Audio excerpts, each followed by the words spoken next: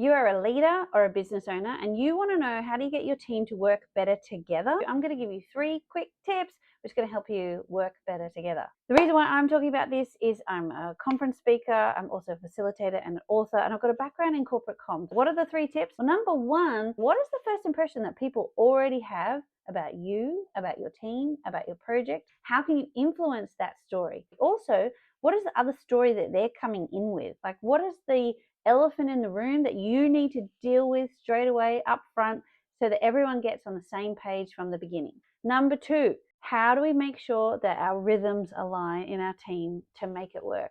What do I mean by that? It's okay that maybe I like disco and you like rock. It's okay that we have our own preferences, but what matters is when the team gets together, what is going to be our rhythm?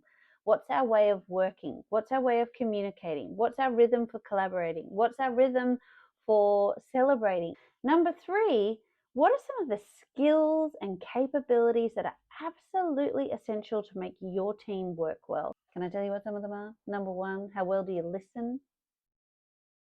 And when I say listen, I don't mean talk. Also, how do we build rapport quickly? What are some of those different things that help us build better relationships? And the final one is, are we aware of what our own communication preferences are?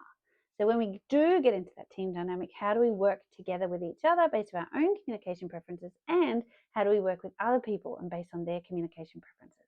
This is just the beginning. There's so many more things. So stay tuned for tips. Why don't you like for tips, follow along, and how can we work on those together?